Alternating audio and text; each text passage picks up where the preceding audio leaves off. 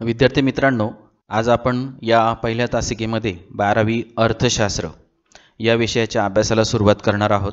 तर 12वीच्या अर्थशास्त्रामध्ये काही प्रमुख पॉईंट्स आहेत ते तुम्हाला या ठिकाणी पुस्तकाच्या पहिल्याच पानावरती आपल्याला दिसत आहेत. सूक्ष्मलक्षी अर्थशास्त्र असेल, समग्र लक्षी अर्थशास्त्र, या दोन शास्त्रांचा अभ्यास आपल्याला या 12वीच्या अर्थशास्त्रामध्ये करायचा आहे. त्याचबरोबर सेबी आहे, उपभोक्ता, मागणी, वस्तू आणि पुरवठा, उपयोगिता, मागणी आणि पुरवठ्यानुसार होणारं किंमत संतुलन, अशा विविध टॉपिकचा प्रकरणांचा अभ्यास आपल्याला या अर्थशास्त्र या विषयामध्ये करायचा आहे. तर आपण ज्या प्रकारे OCMचे क्षमता विधाने अभ्यासली, अगदी त्याच प्रकारे आपण अर्थशास्त्राची सुद्धा क्षमता विधाने आहेत की अर्थशास्त्राचे विविध टॉपिक्स आहेत आपल्याला अभ्यासाला दिलेत. 10 टॉपिक्स आपल्याला अभ्यासाला दिलेले आहेत. तर या टॉपिकचा अभ्यास केल्यानंतर आपल्याला थोडक्यात आपल्याला म्हणजे विद्यार्थ्याला त्याच्या ज्ञानामध्ये कोणत्या ज्ञानामध्ये वाढ होते, कोणते ज्ञान त्याला प्राप्त होते, कोणत्या ज्ञानाचे त्याला आकलन होते. तर याबद्दलची जी क्षमता विधाने हा मुद्दा आहे. तर क्षमता थोडक्यात विद्यार्थ्याची आपण म्हणतो क्षमता सुधारली. तर कोणती क्षमता सुधारली, तर अभ्यास केल्यानंतर काय आपल्याला बदल होणार आहे आपल्या विद्यार्थ्याच्या मनामध्ये किंवा त्याच्या ज्ञानामध्ये, तर ती क्षमता विधाने आपण आज समजून घेऊया. आणि तुमच्याही लक्षात येईल की खरंच आपल्याला या 12वीच्या अर्थशास्त्रामध्ये आपल्याला नेमकं काय काय समजणार आहे, काय काय अभ्यास आपल्याला करायचा आहे आणि अभ्यास केल्यानंतर आपल्याला काय काय ज्ञानामध्ये आपल्या वाढ होणार आहे. तर ही क्षमता विधाने आपण आता पाहूया. तर 12वी अर्थशास्त्र क्षमता विधाने. पहिलं आपल्याला सांगितलंय सूक्ष्म अर्थशास्त्र आणि स्थूल अर्थशास्त्र याबद्दलची माहिती विद्यार्थ्याला या ठिकाणी या विषयामध्ये समजणार आहे.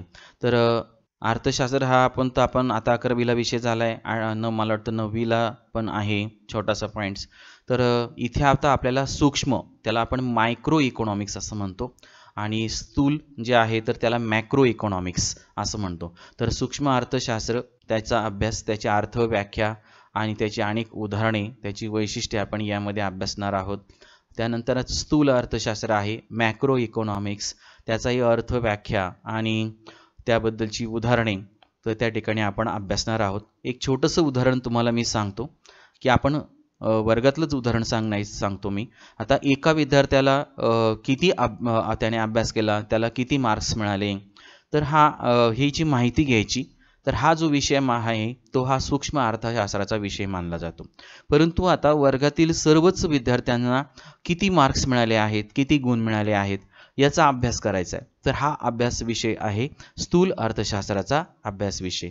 तर म्हणजे थोडक्यात तुमच्या लक्षात आलं असेल की एका विद्यार्थ्याचा म्हणजे थोडक्यात कमीत कमी छोटा असा जो आहे त्याला अभ्यास जो आहे तो सूक्ष्म अर्थशास्त्रात, सूक्ष्म शब्दच तो आपल्याला अर्थ सांगून जातो की सूक्ष्म म्हणजे लहानात लहान, छोट्यात छोटा आणि कमीत कमी अभ्यास, घटकांचा अभ्यास यामध्ये केला जातो.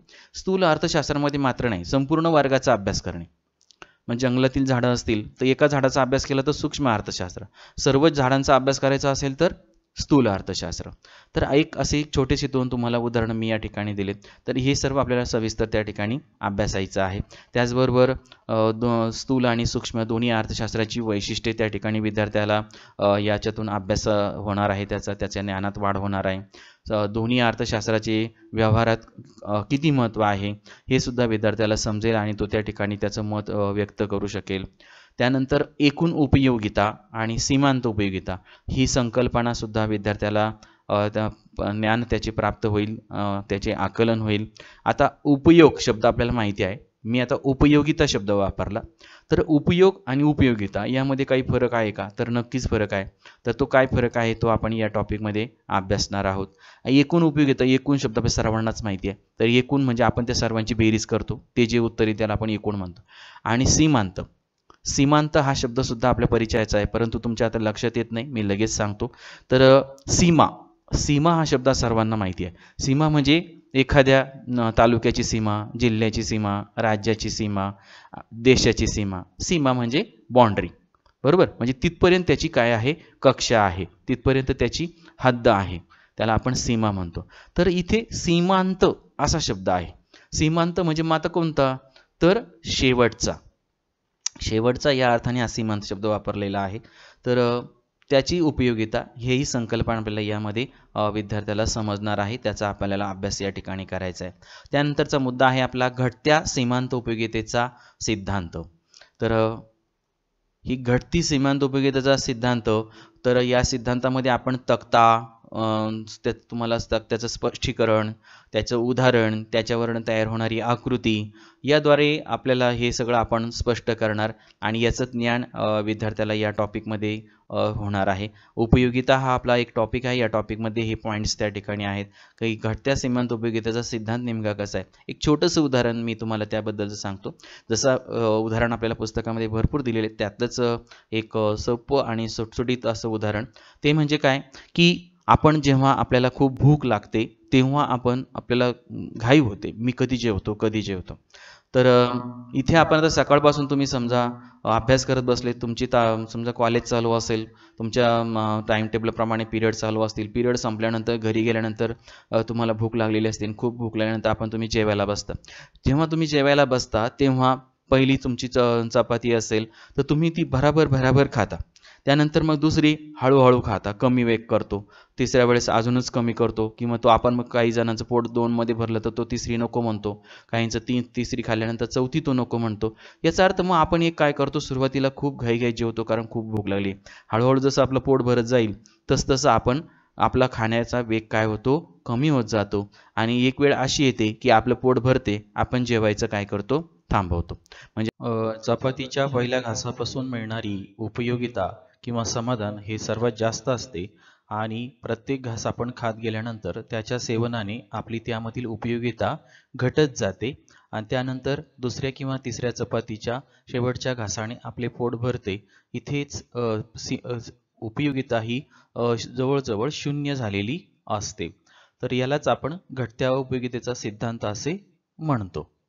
जे आपल्याला या ठिकाणी घटण्याचा क्रम म्हणजे घटणे म्हणजे काय, कमी कमी होत जाणे.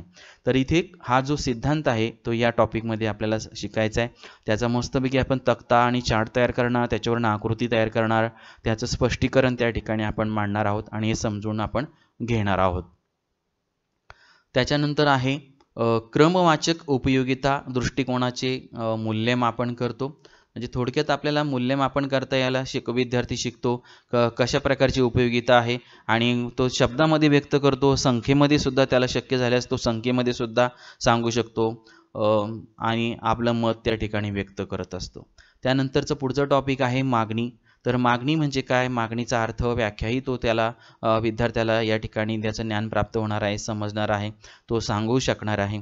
त्याचबरोबर मागणीचा नियम, मागणीच्या नियमाबद्दलचा तक्ता असेल व चार्ट असेल, त्यावरनं नंतर मग त्याचं स्पष्टीकरण, त्याची मागणी वक्र कसा तयार करायचा, त्याचं स्पष्टीकरण, हे सगळं विद्यार्थी या ठिकाणी या टॉपिकमध्ये शिकणार आहे किंवा तो त्याला याचे ज्ञान प्राप्त होते.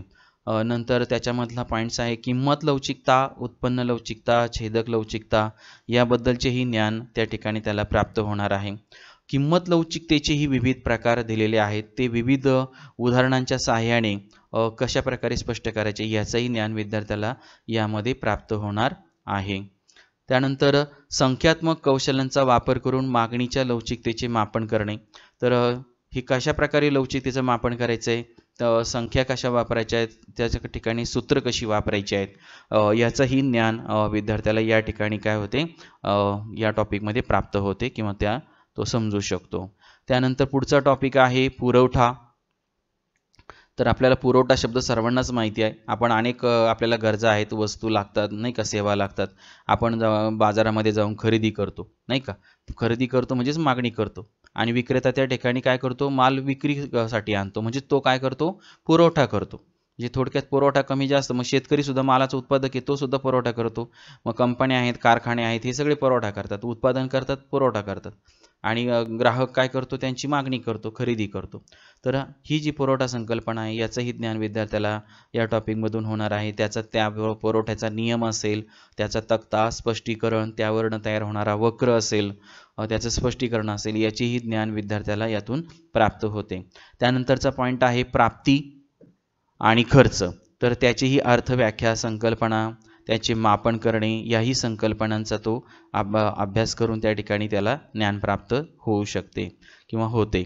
बाजार या संकल्पनेबद्दल त्याला त्याचं मत तो व्यक्त करू शकतो. कारण आपण बाजारात जायचे, आता आपण तर नेहमी हा शब्द वापरतो, मला बाजारात जायचंय, भाजी बाजारात जायचंय. काही लोक म्हणतात नाही आम्ही जनावरांच्या बाजारात जायचंय, प्राण्यांच्या बाजारात जायचंय. तर आपल्याकडे बघतो आपण की गायींचा बाजार असतो, बैलांचा बाजार असतो, मग तिथे आपण जात असतो. तर ह्या बाजाराची जी संकल्पना आहे ती आपल्याला चांगल्या प्रकारची आहे. तर ही संकल्पना अर्थशास्त्राच्या दृष्टिकोनातून नेमकं बाजार म्हणजे काय तो या ठिकाणी आपल्याला त्याचं आकलन त्याला होणार आहे. त्यानंतर आहे पूर्ण स्पर्धा, मक्तेदारी स्पर्धा, अल्प जनाधिकार, मक्तेदारीयुक्त स्पर्धा, अशा या बाजाराच्या प्रकारांचीही त्याला माहिती होते. त्याची अर्थव्याख्या तो सांगू शकतो, त्याचेही ज्ञान त्याला काय होते प्राप्त होते. बाजाराच्या प्रकारांची विविध वैशिष्ट्ये त्याला समजतात. समतोल किंमत कशी तयार होते हेही त्याला समजते. म्हणजे आपण बघतो की कधी कधी वस्तूंचा पुरवठा कमी झाला की लगेच किंमत वाढते आणि आपल्याला वस्तू जास्त महाग मिळते. आणि त्याचबरोबर वस्तूंचा पुरवठा वाढला, मग उत्पादन जास्त वाढलं की लगेच आपल्याला वस्तूची किंमत काय झालेली दिसते, कमी झालेली दिसते. हे सर्वसाधारण अनुभव आपल्याला आजपर्यंत आलेले आहेत. मग आपण बघतो की समजा शेतकऱ्याचं कांद्याचं उत्पादन एकाच वेळेस जर जास्त झालं की लगेच कांद्याची किंमत काय होते, कमी होते. तेच जर उत्पादन समजा शेतकऱ्याचं कमी असेल, खूपच थोड्या लोकांनी कांदे केले आणि खूपच थोडासा कांदा त्या ठिकाणी त्याचा पुरवठा झाला की त्याची किंमत त्या शेतकऱ्याला काय होते, जास्त मिळते. तर थोडक्यात पुरवठा किती आहे, त्याला येणारी मागणी किती आहे, याचा कुठेतरी त्या ठिकाणी एक प्रकारे असं निश्चित असं पॉईंट्स निश्चित होतो की कुठेतरी किंमत आणि पुरवठा समतोल होतो. समतोल होणे म्हणजे सारखा होणे. म्हणजे आपण 1, 2, 3, 4, 5 अशी जर आकडेवारी घेतली समजण्यासाठी, आणि म्हणजे किंमत 1 रुपयापासून तर 5 रुपये, पण पुरवठा मागणी जे आहे ते सुद्धा 1 रुपयापासून 5 रुपये असं घेतलं, एक म्हणजे आपण त्याच्यात किलोमध्ये देऊ 1 ते 5 किलो, मग त्याला कुठेतरी एका ठिकाणी स्थिर होते. म्हणजे मग 1 ते 5 अंक मांडले, इकडून आपण 1 ते 5 घेतले, तर 3 हा अंक मध्यभागी येत असल्यामुळं 3 ही किंमत काय होते, समतोल किंमत ठरते. तर असे एक उदाहरण आपल्याला या ठिकाणी पुस्तकात अभ्यासायचं आहे. त्याच्यावरचा सिद्धांत, स्पष्टीकरण, त्याची आकृती आपण त्या ठिकाणी अभ्यासणार आहे आणि हे विद्यार्थ्याला या टॉपिकमधनं समजते. त्यानंतर पुढचा जो टॉपिक आहे निर्देशांक, त्यालाच आपण इंडेक्स असं म्हणतो. तर निर्देशांक म्हणजे काय, तर आपण बघितलंय SP मध्ये सुद्धा आहे की आपण शेअर मार्केट काय आहे सिच्युएशन, आपण म्हणतो काय चाललंय सध्या शेअर मार्केटचं. तर शेअर मार्केट काय इंडेक्स आहे, कधी कसं केलाय, कुठपर्यंत आलाय, काय कितीने कमी झाला, कितीने वाढला, ते निर्देशांक आहे. तर हे निर्देशांक आपल्याला त्या ठिकाणी आपल्याला पुढच्या घडणाऱ्या गोष्टीची एक प्रकारे थोडंसं त्या ठिकाणी आपल्याला अंदाज देतात आणि आपण त्यावरनं पुढची निर्णय त्या ठिकाणी घेऊ शकतो. तर ही निर्देशांक संकल्पनाही विद्यार्थ्याला या टॉपिकमधनं समजणार आहे. त्याची वैशिष्ट्ये, त्याचे प्रकार, साधा निर्देशांक, भारान्वित निर्देशांक यामधील फरक, निर्देशांक रचनेच्या पद्धती, त्याचबरोबर संख्यात्मक कौशल्यांचा वापर करून साधा आणि भारान्वित निर्देशांक कसा मोजायचा याचंही ज्ञान याला विद्यार्थ्याला या टॉपिकमधून होणार आहे किंवा ते त्याला आकलन त्याचं होणार आहे. पुढचा टॉपिक आहे राष्ट्रीय उत्पन्न. तर राष्ट्रीय उत्पन्न त्यातून राष्ट्रीय उत्पन्न म्हणजे नेमकं काय, तर राष्ट्रीय उत्पन्न म्हणजे काय, तर आपण बघतो की समजा आपला भारत देश आपण डोळ्यासमोर धरला तर भारतात एकूण उत्पादन किती आहे, त्याचं उत्पन्न किती आहे, म्हणजे प्रत्येक उत्पन्नाची काय करणे, गोळाबेरीज करणे, ते असेल आपल्याला भारताच्या भारताचं पूर्ण असं राष्ट्रीय उत्पन्न किंवा त्याला एकूण राष्ट्रीय उत्पन्न आपण असं म्हणतो. ही संकल्पना आपल्याला त्या ठिकाणी या टॉपिकमध्ये अभ्यासायची आहे आणि ते विद्यार्थी समजणार आहे. त्यामध्ये असलेले ज्या राष्ट्रीय उत्पन्नाचं किंवा एकूण राष्ट्रीय उत्पन्न आणि त्याबद्दलच्या ज्या संकल्पना आहेत त्या म्हणजे स्थूल देशांतर्गत उत्पादन, स्थूल राष्ट्रीय उत्पादन, निव्वळ देशांतर्गत उत्पादन, निव्वळ राष्ट्रीय उत्पादन, या सर्व संकल्पनांचं ज्ञान विद्यार्थ्याला या टॉपिकमधून होणार आहे. त्याचबरोबर राष्ट्रीय उत्पादनाच्या ज्या खर्च आहेत, पद्धती आहेत, तर याचंही ज्ञान त्याला या ठिकाणी होणार आहे. सार्वजनिक वित्त व्यवहार रचनेबद्दलचंही ज्ञान विद्यार्थ्याला या टॉपिकमधून प्राप्त होणार आहे. तर ह्या टॉपिकमध्ये सार्वजनिक उत्पन्न, सार्वजनिक खर्च, सार्वजनिक कर्ज याचंही ज्ञान त्या विद्यार्थ्याला त्या ठिकाणी होणार आहे.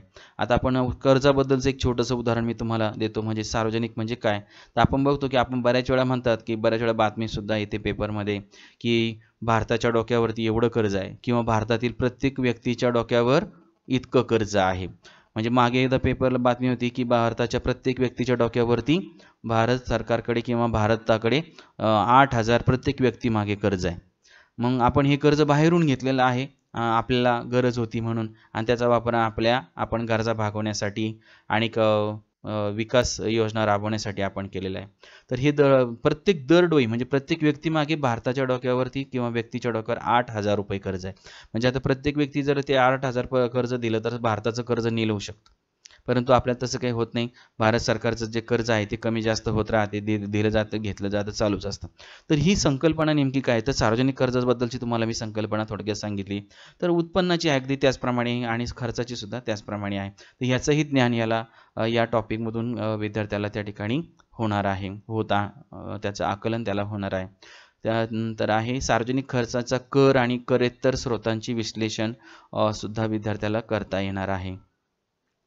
भारतातील वाढत्या सार्वजनिक खर्चाचे जो खर्च दिवसेंदिवस आपण पाहतो वाढत चाललेला आहे. प्रत्येक गोष्टींची किमती वाढतात, उत्पादनाच्या किमती वाढतात आणि प्रत्येक गोष्ट त्या ठिकाणी आपल्याला किमती वाढलेल्यामुळे त्याचे प्रमाण आपल्याला कमी झालेले दिसते.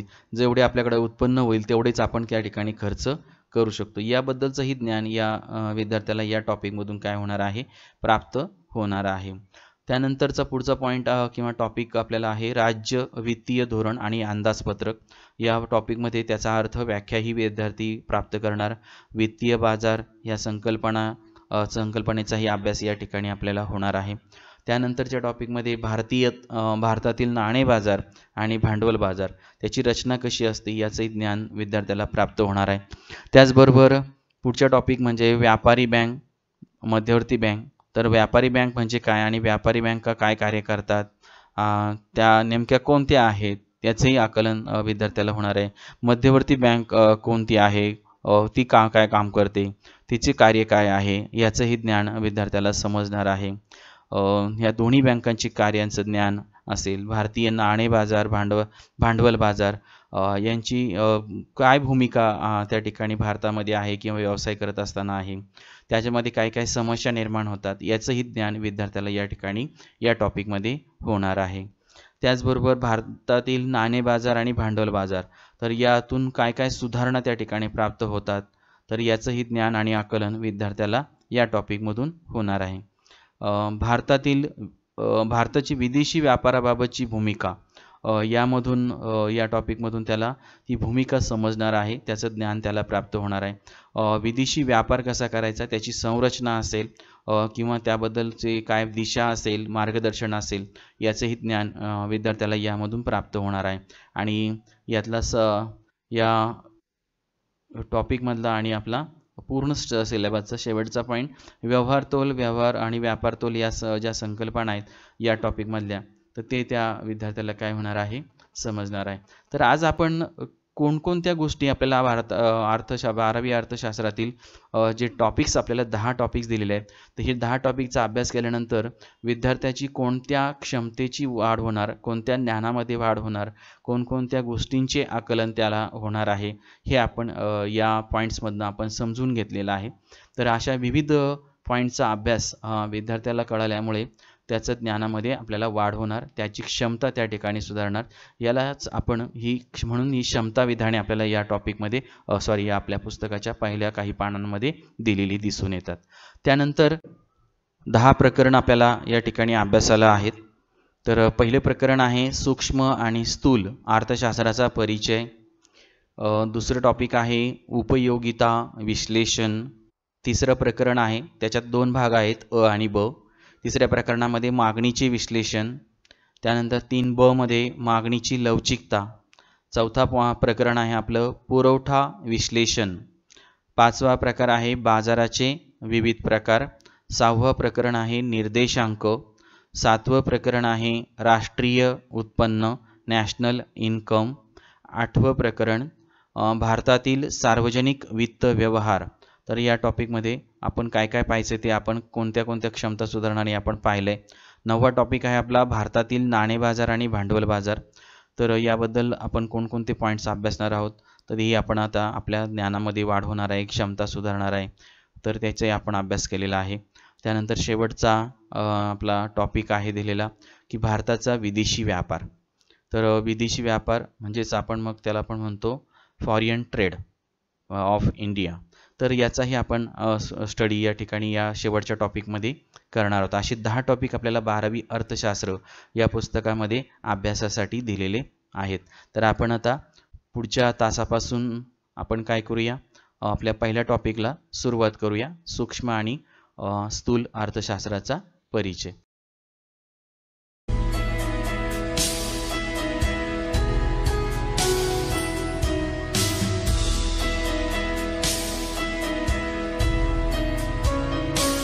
Thanks for watching my video.